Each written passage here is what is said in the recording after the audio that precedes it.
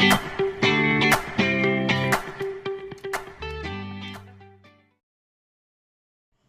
Friends, जय जगन्नाथ। स्वागत करुच्ची मोर आउ गोटे मिनी ब्लॉग को। एटा एक्चुअली मु कस्टार्ड पाई टिके फ्रूट्स काटुली, तो कस्टार्ड एटा मु राति रे प्रिपेयर करुली। तो ये कस्टार्ड को खाई मु मॉर्निंग रे बाहरी थी। एक्चुअली मो सान भाई रो मोर टिके बाहर को बुलिया पे जाऊछु। तो सी मते केबे ठारू कहूतिला चल खोर्धा बरुणेई बुलिक आसीबा। तो टाइम हो नटला ठीक रे। तो आज एक्चुअली आमे जाऊछु खोर्धा बरुणेई बुलिया पे। तो एबे तो टाइम हो जाइए प्राय 3:30 4टा पाखापाखि हेलाणी। तो आमको टे जल्दी जीवार थिला, जेहेतु आम लेट हो गलुणी अलरेडी खाई शोई पड़ू, निद भांगिलानी।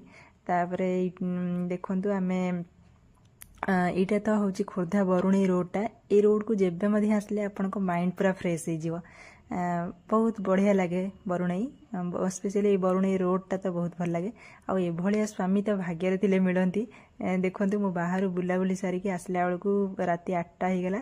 तो से भितर हजबैंड पूरा डिनर रेडी कर देइछंती। फुलकोबी आलू भाजिकी रुटी करिकी पूरा रेडी कर देइछंती। मु बास टिके बाढ़ी खाली नहीं आसिली।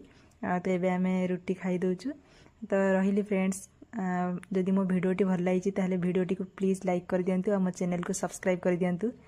Tata, good night.